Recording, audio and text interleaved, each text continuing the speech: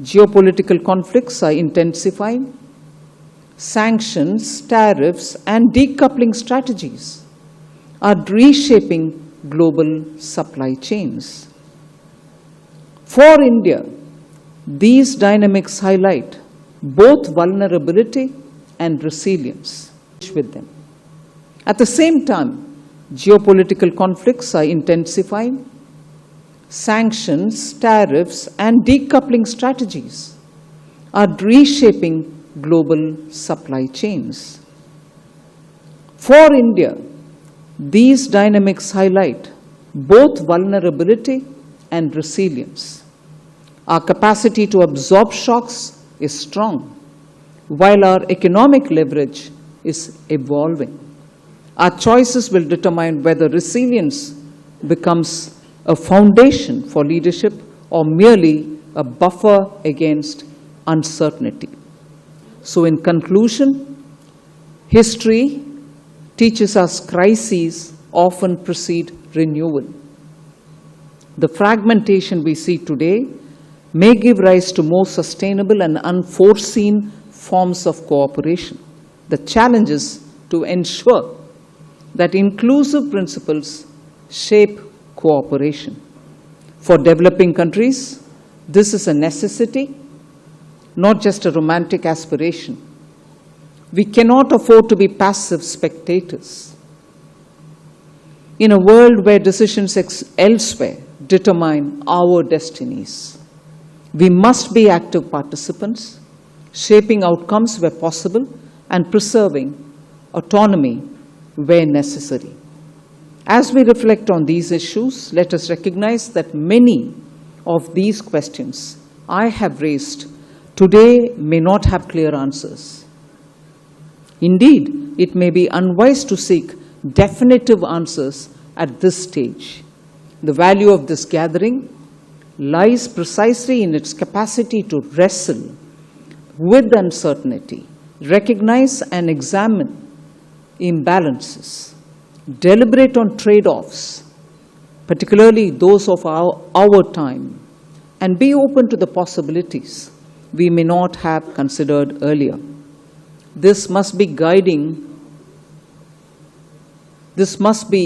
the guiding vision for our takeaways from these three-day conference. The themes before us are not isolated strands. They are a part of a single large tapestry.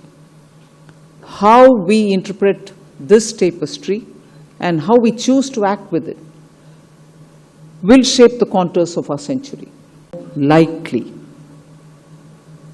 So the trade-offs and imbalances, we need to spend a minute on that. So the questions that we asked are not abstract. They directly impact lives of our citizens. For nations still climbing the development ladder, the trade-offs are particularly acute. Between energy transition and energy security, between the imperative of growth and the urgency of sustainability. So these are questions which are hitting the common man's lives. Between the drive for innovation and the realities of the labor markets, rich with young populations. Between attracting capital and the burden of high borrowing costs. Between the demands of productive investments and the temptation of financialization. These trade-offs define our options. They are not easily resolved, yet they cannot be ignored. These trade-offs are accentuated in a world with trends towards de-risking, decoupling, and hence slowing globalization. Globalization, economic integration, and immigration are not natural states of affairs. They can unravel under pressure as they have in the past. Today, we find ourselves in a shifting global landscape that resembles a zero-sum approach in part, a consequence of the failures and limitations of the era of globalization that preceded it. So overlaying these in a world of profound imbalances, trade imbalances have hollowed out industries in some nations while creating overcapacity in others. Financial imbalances have concentrated wealth in speculative sectors while depriving the real economy of investment. Energy imbalances have made some societies chronically dependent on costly imports, even as others subsidize their industries with cheap, carbon-intensive power. Net zero commitments pursued with regard to trade-offs risk driving up costs for developing economies while constraining their growth. These imbalances have become structural features of our world, distorting incentives, fueling political discontent, and so on. So the task before us, therefore, is not simply to manage uncertainty, but to confront imbalances.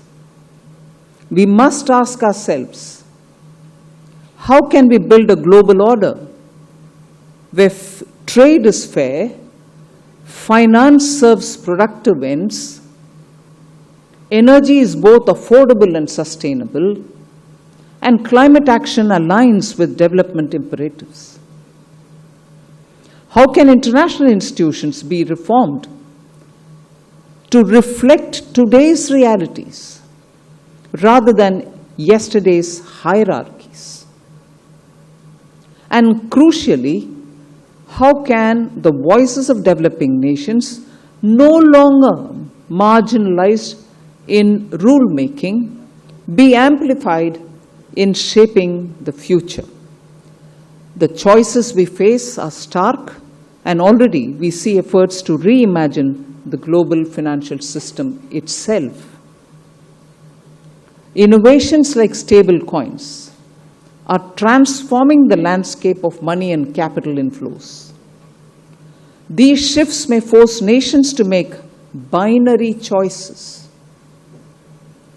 adapt to new monetary architecture, or risk exclusion. Such developments underscore the scale of transformation which is underway. They also remind us that no nation can insulate itself from the systemic changes. Whether we welcome these shifts or not,